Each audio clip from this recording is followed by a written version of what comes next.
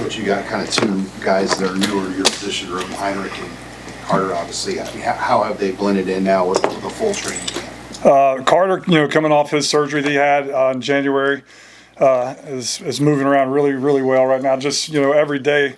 He's still, we talk about he's still been in less than 200 or 50 double teams in his lifetime. So just getting used to play in the box in that area, all the receiver stuff, route running things, that comes with ease for him. And he's really, athletic and has some great traits and can be a mismatch out there. Where he is there is good. We just have to get the physical component for his game to catch up, to everybody else. Heinrich, from spring to now, is a total different tight end. I'm really proud of the steps that he's taken from the spring to the summer camp, from week 1 to week 2, from week 2 to week 3. He's working at it. He's getting more comfortable playing the physical nature of the position, and look forward to seeing what he does this season moving forward, because he's just going to keep getting better and better. He's got a lot of upside.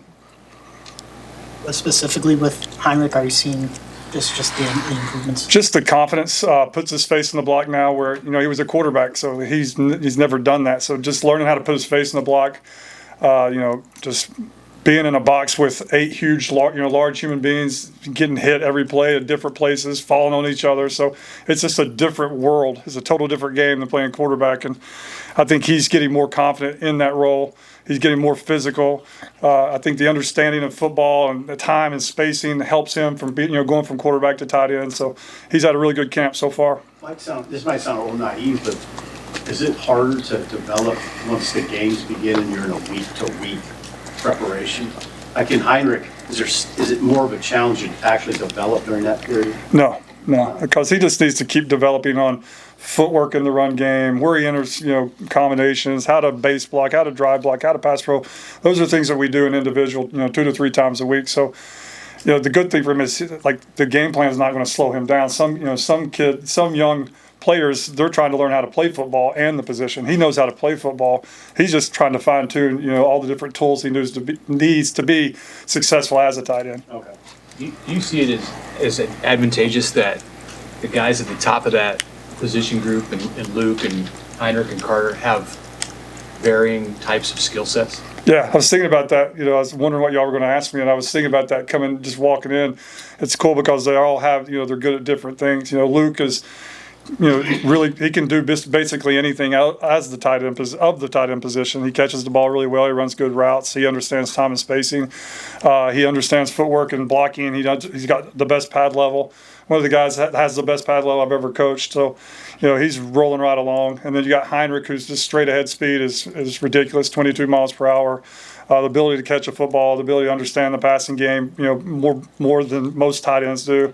And then Carter, who's just, a super athlete, big, explosive, can change directions, good route runner. And then now he's transitioning to kind of like Heinrich did in the spring, because, Carter didn't get to do any of that this spring. So he'll catch up and he'll start making big leaps here moving forward in the next couple of weeks. 22 miles an hour for Heinrich. Can you put that in perspective? Is that are there safeties that are running 22?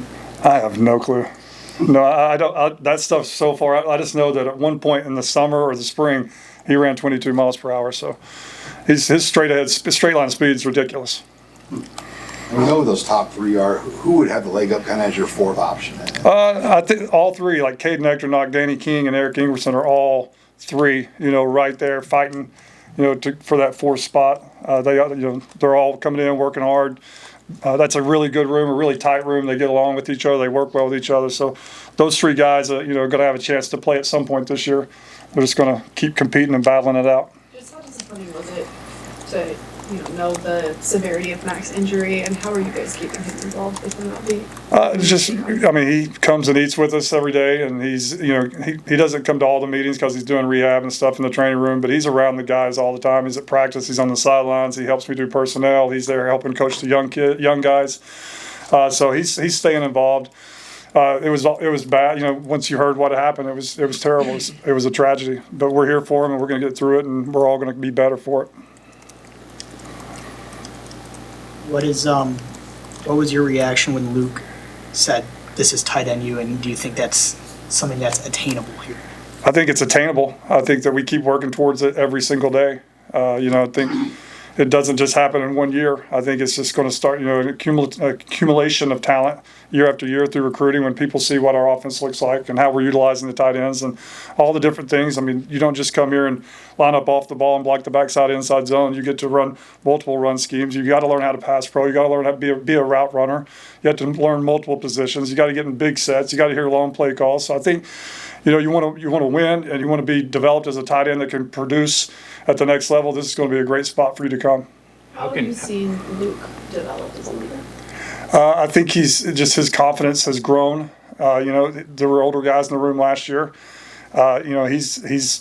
He's played the most football at this position, and I think a lot of our guys lean on him with questions. And I think he's confident. He knows that he can do it. I think the more confident he gets, the more leadership opportunities he's going to have. But he's doing a really nice job right now of leading the room. How can Dylan's growth and maturity as a quarterback impact the production of the tight ends? Shoot, I mean, it's just the ability to check the ball down at times. A lot of times we may be in the protection and end up being a check down. And sometimes younger quarterbacks are not getting to that. And I think Dylan can get to some of those check downs and get some extra yards, just through it's not there, check the ball down, and just real simple plays. I think Coach Holgerson, says it all the time, like routine plays done routinely, and he allows us to do that. Seth? Thank you, guys.